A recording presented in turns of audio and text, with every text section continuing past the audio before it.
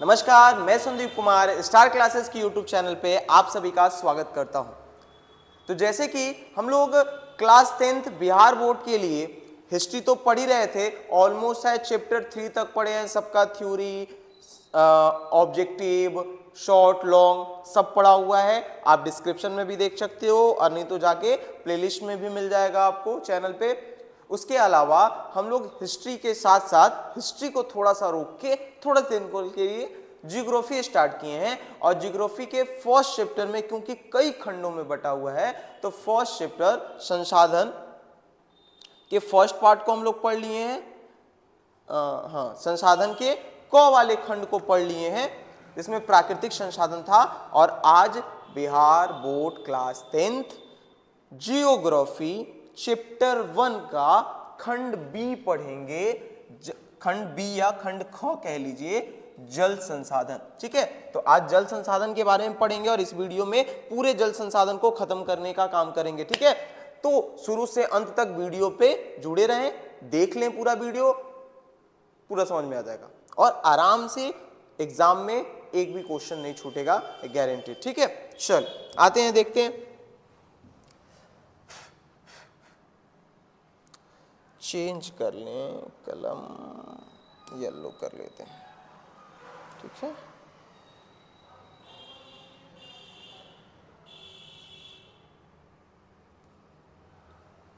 चल आइए बढ़ते हैं वीडियो में। कह रहा है जल संसाधन। जल संसाधन है क्या? तो कह रहा है जल एक प्राकृतिक संसाधन है जो मानव जीवन के लिए बहुत ही आवश्यक है तथा उसी के कारण ही पृथ्वी पर जीवन संभव है। जल एक प्रकार का प्राकृतिक संसाधन और इंसानों के लिए बहुत ही आवश्यक संसाधनों में से एक। लोग कहते हैं ना, जल ही जीवन है। इंसान बिना पानी पिए कितना दिन तक ही रह सकता है, एक पॉइंट पे जाके मर ही जाएगा। इसी कह रहा है उसी के वजह से पृथ्वी पर जीवन संभव है। और जब आप जीवन के बारे में पढ़ोगे तो पता भी चलेगा, पृथ्वी पर एक समय पे पूरा आग का गोला था, फिर पानी से भर गया था और पानी के अंदर ही पहला जीव भी उत्पन्न हुआ था। ठीक है, तो इसीलिए कह रहा है उसी के कारण पृथ्वी पर जीवन संभव है। और एक चीज, जल एक नवीकरणीय संसाधन भी है, ध्यान रखेंगे। संसाधनों के प्रकार में हम पिछले वीडियोस में इसका पार्ट 1 में हम बताए थे। नहीं देखे हैं तो डिस्क्रिप्शन में जाके देख लेंगे या प्लेलिस्ट में जाके देख लेंगे या चैनल पे जाके देख लेंगे, जैसे भी आप जाके उसको देख लो जिससे समझ में आए। ठीक है, ढूंढोगे तो मिल जाएगा आराम से, कोई दिक्कत वाली बात नहीं है। ठीक है, तो उसमें बताए थे नवीकरणीय और अनवीकरणीय संसाधन। ठीक है, तो नवीकरणीय संसाधन जिसके एक बार प्रयोग करने से वो दोबारा मिल जाता है, प्राप्त हो जाता है, एक बार प्रयोग करने से खत्म नहीं होता है। अगर खत्म हो जाए तो अनवीकरणीय संसाधन, नहीं खत्म होता है तो नवीकरणीय संसाधन। तो जल एक नवीकरणीय संसाधन है। एग्जाम के ऑब्जेक्टिव में पूछता है कि जल किस प्रकार का संसाधन है, तो नवीकरणीय संसाधन है। ऐसे कई संसाधनों को लेकर पूछता है और पूछता है ये किस प्रकार का संसाधन है, तो ध्यान रहे जिसको दोबारा प्राप्त कर सकते हैं, ठीक है, वो नवीकरणीय, और जिसे दोबारा प्राप्त नहीं कर सकते, एक इस्तेमाल में खत्म हो जाता है, वो अनवीकरणीय। जैसे कोयला एक बार जला लीजिए खत्म हो जाएगा, दोबारा इसका प्रयोग हम लोग कर ही नहीं सकते, इसीलिए ध्यान रखें। कह रहा है जल के स्रोत, जल कहां कहां से प्राप्त होते हैं, कौन कौन से ऐसी जगह हैं, कौन कौन से ऐसे स्रोत हैं जहां से हम जल प्राप्त करते हैं। तो देखिएगा, भूपृष्ठीय जल जो भूमि के पृष्ठ पर पाया जाए, भूमिगत जल जो भूमि के नीचे पाया जाता है, ठीक है, वायुमंडलीय जल जो हवाओं में पाया जाता है, भाप के स्वरूप में, ठीक है, और महासागरीय जल जो महासागरों में पाया जाता है। इसका उदाहरण आप इससे भी देख सकते हो कि भूपृष्ठीय जल जो भूमि के पृष्ठ पर हो, नदी के रूप में, तालाब के रूप में, झील के रूप में। भूमिगत जल जो जमीन के नीचे हो, जिसको पंपी सेट के या कल के माध्यम से हम लोग निकालते हैं। और तीसरा वायुमंडलीय जल जो हवाओं में बादल के रूप में होता है, जल चक्र के रूप में हमें मिलता है, या ऐसे भाप भी देते हैं तो भाप के द्वारा हमें प्राप्त होता है। और चौथा है महासागरीय जल जो महासागरों में पाया जाता है। तो जल के मुख्य रूप से 4 स्रोत हैं, ध्यान रखिएगा। कौन कौन से? भूपृष्ठीय, भूमिगत, वायुमंडलीय जल और महासागरीय जल। इन चारों जगहों से हम जल आसानी से प्राप्त कर सकते हैं। नेक्स्ट एरो देखिएगा, कह रहा है कुल जल 71%। आपको पता है पृथ्वी पर 71% जल की मात्रा, यानी पृथ्वी जो है उसमें 29% जमीन है, जिसको ऑलमोस्ट लोग कहता है 30% जमीन है, 1/3 भाग एक तिहाई भाग जमीन का टुकड़ा है और 2/3 भाग पर क्या है, जल है। तो वही कह रहा है कि कुल जल का मात्रा 71% है पृथ्वी पर, इसको भी बांटा है। और ये बांटना वाला ऑब्जेक्टिव में पूछता है तो ध्यान से समझिएगा कि कितना % लवणीय जल है, कितना % अलवणीय जल है, वगैरह वगैरह वगैरह। तो पूरे ब्रह्मांड, पूरे पृथ्वी पर 71% भाग पे जल है, और वो भी 71% भाग में देखिएगा लवणीय जल, यानी वैसे जल जिसमें नमक की मात्रा पाई जाती है, लवणीय जल है 97.5%, और अलवणीय जल है, अलवणीय यानी मृदु जल जिसमें नमक की मात्रा नहीं पाई जाती, 2.5%। क्लियर? 71% जल में 9.71% तो पूरे इथी में जल है, क्या बोलते हैं, पृथ्वी पर जल है, और उसका भी 97.5% लवणीय है यानी खारा है, और 2.5% मृदुल है यानी मृदु है यानी अलवणीय है। अब देखिएगा इस 97.5% में भी 96.5% जो लवणीय जल है वो महासागरों में पाया जाता है, और 1%, ध्यान रहे एग्जाम में पूछता है टोटल लवणीय जल कितना प्रतिशत है, या महासागरों में कितना प्रतिशत जल उपस्थित है। तो महासागरों में 96.5% और पूरा लवणीय जल 97.5%। उसके बाद है अन्य जगह, 1% जो लवणीय जल है वो अन्य जगहों पर उपस्थित है, झील सागर जैसे जगहों पे, ठीक है, ध्यान रखेंगे। और जो अलवणीय जल है जिसकी मात्रा 2.5% है, इसका भी एक तो मृदु जल यानी अलवणीय जल 2.5% ही है, 71% का 2.5% ही अलवणीय जल है, और इसका भी 75% अलवणीय जल बर्फ के रूप में है। इसका भी 75% अलवणीय जल जो है वो बर्फ के रूप में है, और 25% जो है वो स्वच्छ जल के रूप में।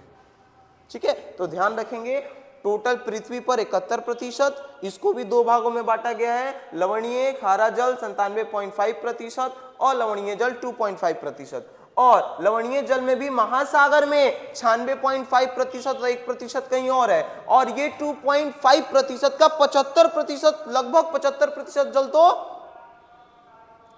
बर्फ के रूप में है, और 25% जल स्वच्छ जल है जो हम इस्तेमाल करते हैं। नेक्स्ट देखिएगा, कह रहा है नेक्स्ट टॉपिक जल संसाधन के उपयोग। जल संसाधन के मुख्य रूप से क्या उपयोग है। ठीक है, देखो ऐसे तो हम लोग कहते हैं खाने में, पीने में, बर्तन धोने में, स्नान करने में, हमारी बेसिक जरूरतों को पूर्ण करने में जल संसाधन का प्रयोग तो ये है, ये तो आप आसानी से लिख ही सकते हो। इसके अलावा भी कुछ टेक्निकल पॉइंट, जैसे उद्योगों में भी जल का प्रयोग होता है, वस्त्र उद्योग में जल का प्रयोग होता है, उस तरीके की चीजों को जानने की कोशिश करेंगे कि जल संसाधन की नदी घाटी परियोजना बनाने में जल का प्रयोग होता है, बिजली उत्पादन में जल का प्रयोग हो जाता है। तो ये थोड़ा समझदारी वाली पॉइंट हो गया, ये नहाने खाने वाला तो है, ये है, इस सब के अलावा तो ध्यान रखेंगे। आप जितना अच्छे पॉइंट्स को लिखते हो ना, टीचर उतना अच्छा नंबर देता है आपको। तो अगर पूछे जल संसाधन के उपयोगों का वर्णन करें तो क्या कहिएगा, प्राकृतिक संसाधनों द्वारा सारे संसाधनों में जल की अलग ही महत्वता है, अर्थात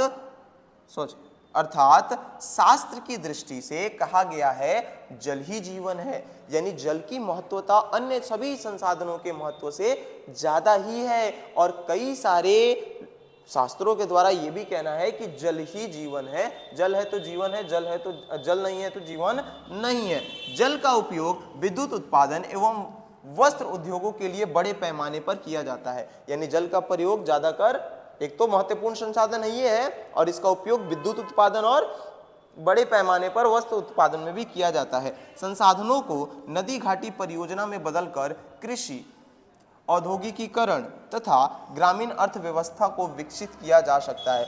और इस जल संसाधन के प्रयोग करके, जल संसाधनों पर नदी घाटी परियोजनाएं बनाकर हम लोग उसको कृषि में इस्तेमाल कर सकते हैं, उद्योगों में इस्तेमाल कर सकते हैं, विद्युत उत्पन्न कर सकते हैं, ग्रामीण की अर्थव्यवस्था को बेहतर कर सकते हैं सतत विकास के तहत। ठीक है, क्योंकि हम उसमें कई प्रकार के पर्यटन की चीज़ें चला सकते हैं, फिर से मनोरंजन की चीज़ें चला सकते हैं, लोग घूमने आएंगे, ठीक है, परिवहन के साधन बना सकते हैं जल संसाधन का प्रयोग करके, जिससे आवागमन के रास्ते एक और हो जाएंगे और रोड और ट्रेन में जितना भीड़ हो रहा है कुछ उसमें भी शिफ्ट हो जाएगा।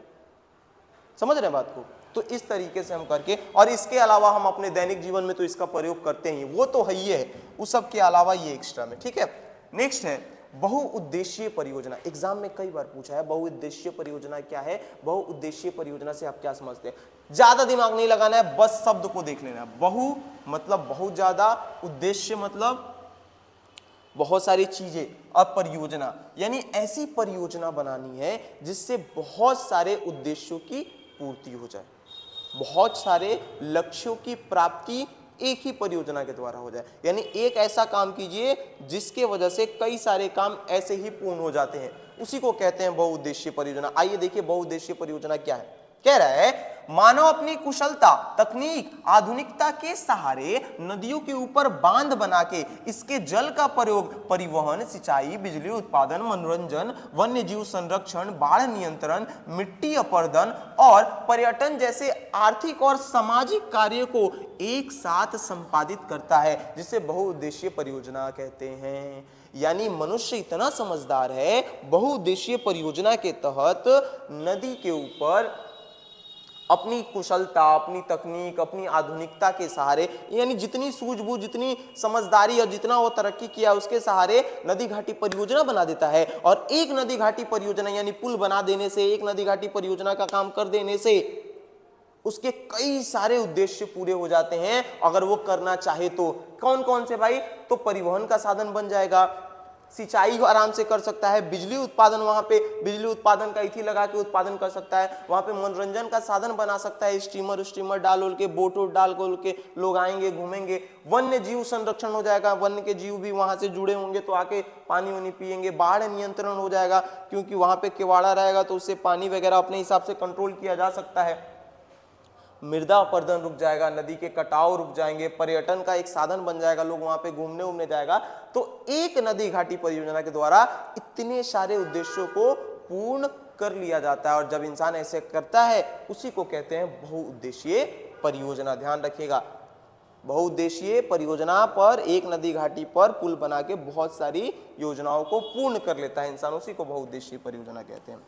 नोट में एक चीज है, ध्यान दीजिएगा। कह रहा है भारत के प्रथम प्रधानमंत्री पंडित जवाहरलाल नेहरू ने परियोजनाओं को आधुनिक भारत का मंदिर कहा है। जो एग्जाम में ऑब्जेक्टिव में पूछता है आधुनिक भारत का मंदिर किसे कहा गया है, तो परियोजनाओं को। जवाहरलाल नेहरू ने किसे आधुनिक भारत का मंदिर कहा है, तो नदी घाटी परियोजनाओं को। यह नदी घाटी परियोजनाओं को किसने भारत का मंदिर कहा है, आधुनिक भारत का मंदिर कहा है, तो जवाहरलाल नेहरू ने, जो हमारे देश के प्रथम प्रधानमंत्री भी थे। ध्यान रहे एग्जाम में स्टेटमेंट जरूर पूछता है कई सारे व्यक्ति ऑब्जेक्टिव में, क्योंकि ज्योग्राफी के अंदर बहुत सारे व्यक्ति ने, या हिस्ट्री के अंदर, सोशल साइंस के अंदर बहुत सारे व्यक्तियों ने बहुत सारे टर्म पे अपनी अपनी स्टेटमेंट, विचारधारा दी है। तो किसी न किसी की विचारधारा, जैसे पेट भरने के लिए बहुत कुछ है, पेटी भरने के लिए कुछ नहीं है, किसने कहा था? गांधी जी ने कहा था। उसी तरीके से ध्यान रखेंगे। तो समझ में आया होगा नदी घाटी परियोजना। नहीं समझ में आ रहा हो कुछ भी तो कमेंट में डाल देंगे, उसको ट्राई करेंगे, अगले वीडियो में हम सॉल्व करेंगे। नेक्स्ट है नर्मदा बचाओ आंदोलन। नर्मदा बचाओ आंदोलन क्या है भाई? तो कह रहा है यह आंदोलन मुख्य रूप से एक बांध के निर्माण को लेकर शुरू हुआ था, जिस बांध का नाम सरदार सरोवर बांध है। सरदार सरोवर बांध के ऊपर उसके निर्माण के लिए एक आंदोलन स्टार्ट हुआ था, उसी आंदोलन को नर्मदा बचाओ आंदोलन कहते हैं, जिसका शिलान्यास जवाहरलाल नेहरू ने जी ने अप्रैल 1961 में किया। इस बांध की ऊंचाई 130 मीटर होनी थी। यानी सरदार सरोवर बांध का उद्घाटन जवाहरलाल नेहरू कहते हैं, और इसी के ऊपर, इसी के बचाव के लिए नर्मदा बचाओ आंदोलन चलाया गया। इसमें हुआ क्या? नर्मदा बचाओ आंदोलन भारत में चल रहे पर्यावरण बचाओ आंदोलन का उदाहरण है। यानी भारत में जिस प्रकार के पर्यावरण आंदोलन चल रहे थे, ये दुनिया को प्रदर्शित करता है कि भारत के लोग भी पर्यावरण को बचाने के लिए आंदोलन चलाते हैं, यानी पर्यावरण प्रेमी है, उस बात को ये प्रदर्शित करता है। वही कह रहा है नर्मदा बचाओ आंदोलन भारत में चल रहे पर्यावरण आंदोलन का एक उदाहरण है। इसमें पहली बार पर्यावरण एवं विकास के संघर्ष को राष्ट्रीय स्तर पर चर्चा का विषय बनाया गया, जिसमें ना केवल विस्थापित लोग बल्कि वैज्ञानिक, गैर सरकारी संगठन तथा आम जनता भी भागीदारी थी। और इस आंदोलन में ना केवल विस्थापित लोग, यानी उस नर्मदा बचाओ, उस सरदार सरोवर बांध बनने की वजह से जिनको विस्थापित किया जा रहा था, उनको हटाया जा रहा था, वो तो शामिल थे ही इस आंदोलन में। उसके अलावा गैर सरकारी लोग, वैज्ञानिक भी कह रहे थे कि ये वैज्ञानिक दृष्टिकोण से पर्यावरण के लिए अच्छा नहीं है ये बांध बनाना। वो सब आम जनता ने इसमें भाग लिया था, इसीलिए ये ज्यादा फेमस भी हुआ था। ध्यान रहे, नर्मदा बचाओ आंदोलन 1885 में मेधा पाटेकर द्वारा चलाया गया था। ठीक है, ये ध्यान रखेंगे, एग्जाम में पूछता है मेधा पाटेकर द्वारा कौन सा आंदोलन चलाया, नर्मदा बचाओ आंदोलन। या नर्मदा बचाओ आंदोलन किसके द्वारा चलाया गया, तो मेधा पाटेकर के द्वारा चलाया गया। और कब चलाया गया, तो कब चलाया गया, 1885 में चलाया गया। ठीक है, नेक्स्ट है जल संकट। जल संकट क्या है भाई, तो ध्यान से समझेंगे, समझ में आ जाएगा। कह रहा है स्वीडन में जल विशेषज्ञ फॉल्कन मार्फ के अनुसार किसी भी देश या प्रांत में प्रतिदिन एक व्यक्ति को 1000 घन मीटर जल की आवश्यकता होती है। यानी फाल्कन के अनुसार ये कहना है कि एक व्यक्ति जो है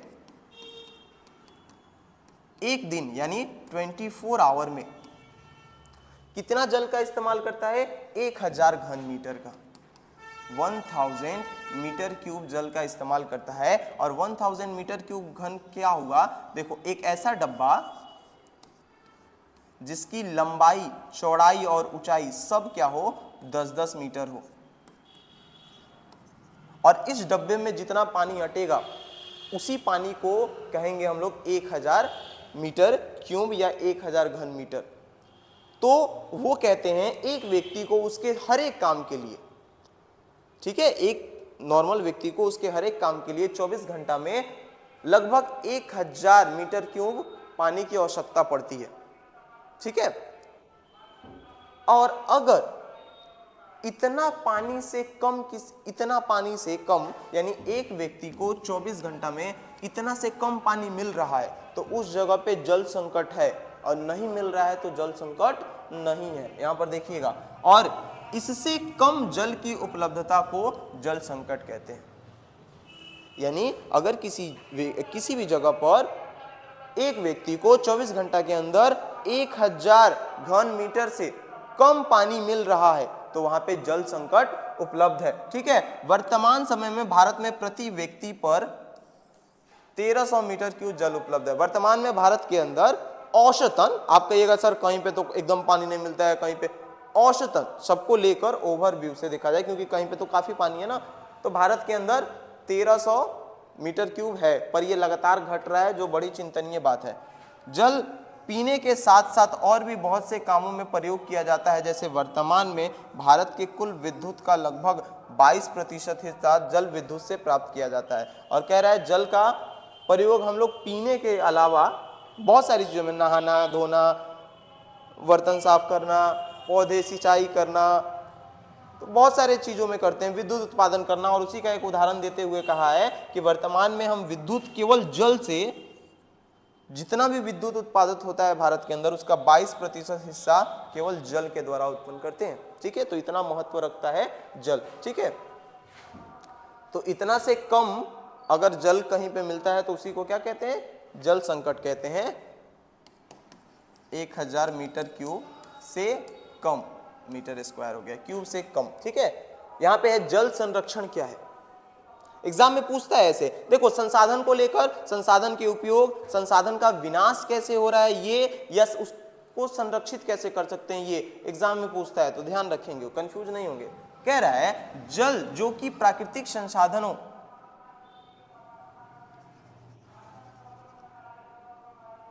जल जो कि प्राकृतिक संसाधन है जिसे मानव अपनी आजीविका के लिए प्रयोग करता है, अतः जल को दूषित होने अथवा जल चक्र की स्थिति बनी रहे इस हेतु जो भी हम मानव द्वारा बचाव के कार्यक्रम या उपाय किए जाते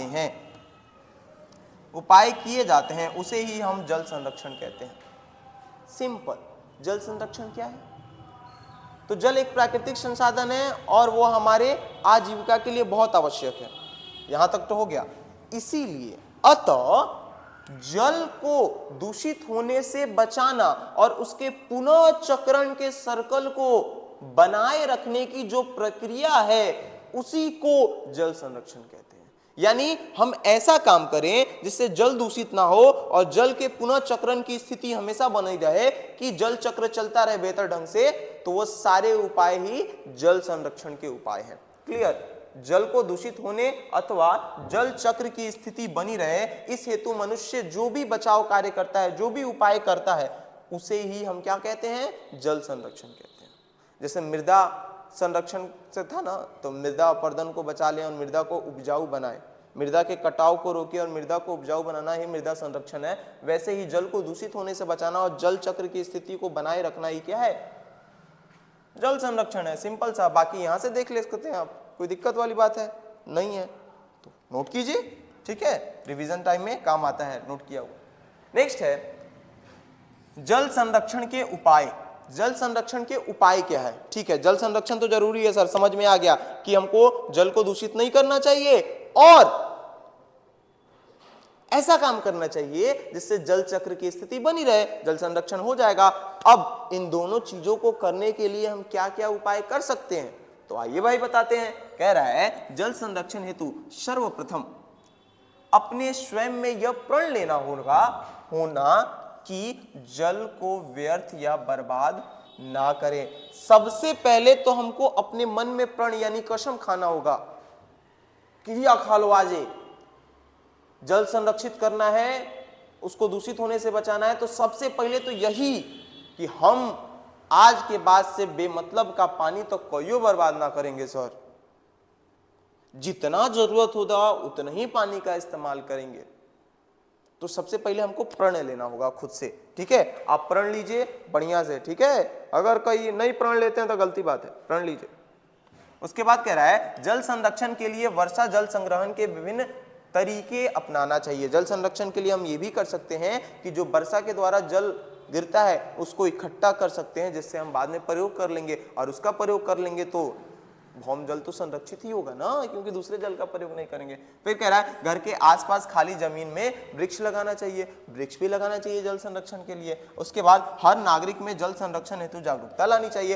हर नागरिक को बताना चाहिए कि जल संरक्षण कितना इंपॉर्टेंट है, जल को बचाना कितना जरूरी है। नहीं तो सब व्यक्ति हाय सुख, जरूरत एक बाल्टी का गिरा 4 बाल्टी रहा है, तो जल खराबी हो रहा है ना, वैसे नहीं करें। अधिक जल तथा कम जल वाले स्थानों को स्थानांतर करना चाहिए, यानी जहां भी अधिक जल है वो सभी लोगों को ये चाहिए कि जहां पे कम जल है उस जगह पे जल पहुंचाएं।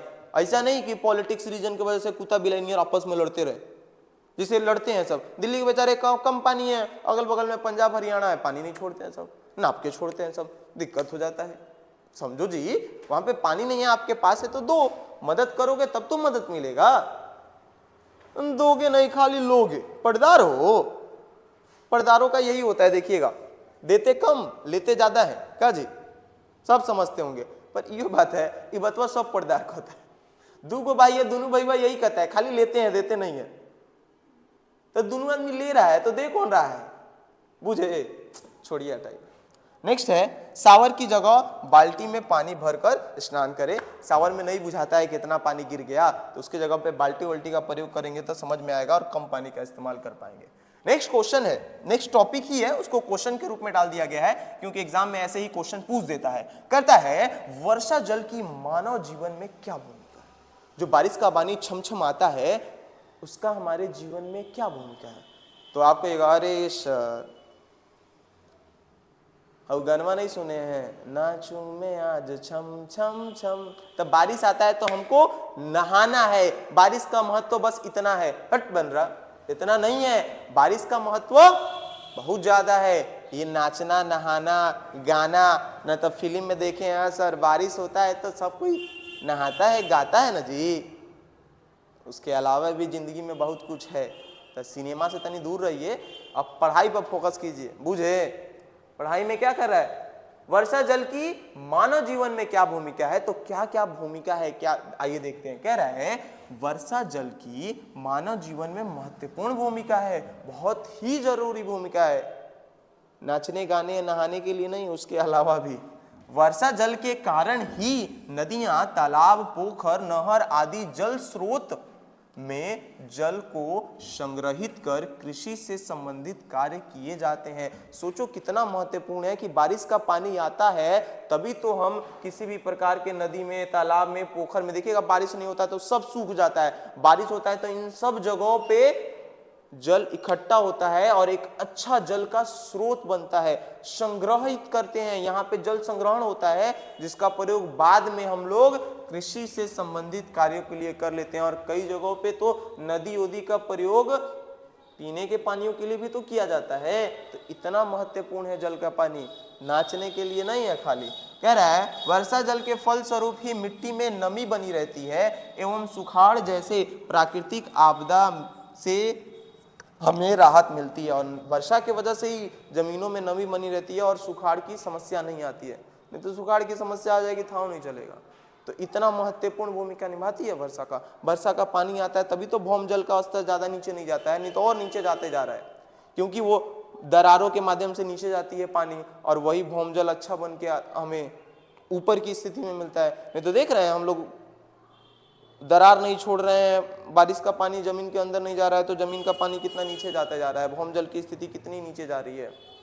और इस सब के अलावा हमारे जीवन में खाने में, पीने में, बनाने में, नहाने में, धोने में, हर चीज में जल का महत्व है, भूमिका है कि नहीं है? ये है, इसीलिए तो बोलते हैं जल है तो जीवन है, जल नहीं है तो जीवन पता नहीं कहाँ है। नेक्स्ट टॉपिक है जल संग्रहण एवं पुनः चक्रण विधि। जल संग्रहण एवं पुनः चक्रण विधि यानी वो कौन कौन सी चीजें कर सकें जिससे हम लोग जल संग्रहित कर पाएंगे या उसको पुनः प्राप्त कर सकते हैं। आइए देखते हैं। कह रहा है वर्षा जल को पहाड़ी क्षेत्रों अथवा नदी के धारा के रास्तों को बदलकर खेती में सिंचाई के लिए प्रयुक्त किया जाता है, जिसे कुल या धुल कहते हैं। यानी कई जगहों पर पहाड़ों के पानी का रास्ता बदल के और नदियों के पानी का रास्ता बदल के सिंचाई में प्रयोग किया जाता है, जिससे जल की पूर्ति हो जाती है और उस विधि को हम लोग कहते हैं कुल या धुल। ध्यान रखेंगे। नेक्स्ट है शुष्क एवं अर्ध शुष्क क्षेत्रों में वर्षा जल को एकत्रित करने के लिए गड्ढों का निर्माण किया जाता है, जिसे राजस्थान के जैसलमेर में खादीर के नाम से जाना जाता है। और जहाँ पे वर्षाएं कम होती हैं उस जगहों पे गड्ढा का निर्माण किया जाता है, गड्ढा में कुछ बिछा उछा दिया जाता है और वहाँ पे पानी इकट्ठा किया जाता है। और इसी तरीके के गड्ढे को राजस्थान के जैसलमेर वाले जिलों में खादीर के नाम से जाना जाता है, ये भी ध्यान रखेंगे। और राजस्थान के ही वीरानो, फलोदी और बादोर जैसे शुष्क क्षेत्र में पेयजल का चयन भूमिगत टैंक में किया जाता है। यानी राजस्थान के कुछ ऐसे भी जिले हैं जहां पे भूमि के अंदर टैंक बना के, जैसे कुआं होता है ना, उसी तरीके से टैंक बनाया जाता है जिसको टांका कहते हैं और उसमें पानी इकट्ठा किया जाता है। बुझे? चलिए नेक्स्ट देखते हैं। नेक्स्ट है भारत में नदियों के प्रदूषण के कारण का वर्णन करें। भारत में नदी किस वजह से प्रदूषित हो रही है? हम लोग को सामान खराब करने के लिए रीजन की जरूरत है जी। आप हमको बना के दीजिए, हम तो ऐसे ही बिगाड़ देंगे क्या? इंसान का तो फितरत है प्राकृतिक की सुंदरता को खराब करना। अब भारत नदियों का देश कहा जाता है, ऐसी ऐसी नदियां हैं जो हमेशा से बहती आ रही हैं, सोचिए, और हम आज भी उसको दूषित करते आ रहे हैं। नाला बहवाते हैं, गंदा चीज डाल देते हैं, आस्था के नाम पर कुछ भी उसमें डूबा, जिसे जाते हैं पुल के ऊपर से गिरा देते हैं भक्सेना का। समझदार तो ही हैं हम, मवेशी नहवा देते हैं उसमें से, फैक्ट्रियों का गंदा चीज उसी में बहवा देते हैं, मरे हुए जानवर को फेंक देते हैं। इतने तो बुद्धिमान हम ही हैं, तो कोनो रीजन की जरूरत है जी? ये तो अपने आप ही लिख लीजिएगा, आप लोग नहीं लिख लीजिएगा, इतना तो विद्वान नहीं है कि पढ़ाना पड़ेगा। आइए देख लीजिए, बाकी तो होशियार हैं आप लोग, क्योंकि गंदा तो आप ही करते हैं तो आपको तो पता होगा। वही कह रहा है भारत के नदियों के प्रदूषण के कारण का वर्णन करें। कह रहा है भारत नदियों का देश कहा जाता है, बहुत सारी नदियां हैं ना, इसीलिए प्राचीन काल से वर्तमान तक बहुत सारी नदियां सदावाहिनी हैं, यानी बहुत सारी भारत की ऐसी नदियां हैं जो प्राचीन काल से लेकर अभी तक लगातार बढ़ रही हैं, सदावाहिनी है। परंतु सभ्यता और संस्कृति के बदलाव के कारण हमारे देश में कई प्रकार के प्रदूषणों का स्वरूप बढ़ा है। पर जैसे जैसे हमारे यहाँ सभ्यता और संस्कृति आगे बढ़ी है, तैसे तैसे कई प्रकार के प्रदूषणों का स्वरूप भी बढ़ गया है। जैसे कल कारखानों और उद्योगों से निकलने वाली दूषित जल, कचरा तथा अन्य तत्व का नदी में सीधे सीधे प्रभावित कर देना, यानी जैसे बढ़ती जैसी सभ्यताएं बढ़ रही हैं, फैक्ट्रियां खुल रही हैं और उन सभी फैक्ट्रियों के जितने भी दूषित जल, कचरा वगैरह होता है सब लाके कहाँ उजिल देते हैं हम लोग? नदी में उजिल देते हैं। भाई समझदार हैं, कचरा वगैरह कूड़ा वगैरह वैसे ही फेंक देते हैं नदियों में, तो गंदा ही होगा ना कि साफ होता है? अच्छा साफ होता है ना, तो होशियारे बड़े लोग तुम। नदियों में मृत पशुओं को डालने से, मवेशियों को नहलाने से और गंदी नालियों को जोड़ने से नदियां प्रदूषित हो रही हैं। और ये सब रीजन से तो हो ही रहा है, उसके अलावा पशु को मार के फेंक दे रहे हैं, पशुओं को नहवा रहे हैं लोग, गंदा नाली से नदी से जोड़ दे रहे हैं। हमारे यहाँ एगो नदी है चंद्रावती नदी करके, जितना अगल बगल का घर है सब अपना गंदा नाली का जो पाइप है सब नदी में डाल दिया। इतनी अच्छी नदी अभी क्या हो गई है पता है? नाला जैसा हो गया है। ये तो स्थिति है लोगों की, क्या कर सकते हैं। तो ये सब मुख्य रूप से रीजन है, और भी रीजन आप अपने से जोड़ जाड़ के लिख सकते हैं, उसमें कोई दिक्कत वाली बात नहीं है। अब ये नॉर्मल सा क्वेश्चन है, आप सोच सकते हो कि नदी को गंदा करने वाला कौन कौन सा रीजन है, तो बस। नेक्स्ट क्या है? नेक्स्ट खत्म। यानी इस वाले वीडियो में, आज के इस वीडियो में हम लोगों ने जियोग्राफी चैप्टर 1 का खंड ख पूरा कंप्लीट कर लिए उसका थ्योरी। अगर आप पूरा देख लिए होगे तो इससे एक भी क्वेश्चन आपका नहीं छूटेगा। इसके अलावा ये जब पूरा खत्म हो जाएगा तो हम लोग ऑब्जेक्टिव और इसका सब्जेक्टिव तो पढ़ेंगे, उसमें कोई दिक्कत वाली बात नो है।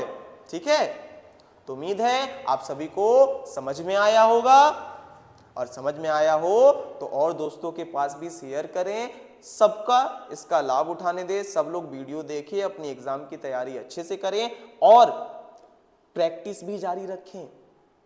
एग्जाम जैसे जैसे पास आता है वैसे वैसे आप रिवीजन और प्रैक्टिस जितना बेहतर करते हो उतना अच्छा आपका नंबर आता है। और सेल्फ नोट्स बनाएं, वो भी शॉर्ट फॉर्म में बनाएं, जितना शॉर्ट फॉर्म में बना सकते हैं जिससे आपको देखते आपको बस रिकॉल हो जाए। कुछ बच्चे सोचते हैं ए बढ़िया से सुंदर सुंदर बनाएंगे, फेरवा काम आएगा ना। किसको काम आएगा? आपके बच्चे को। अभी अपना देख ही नहीं रहे हैं, इतना दूर तक सोचते हैं।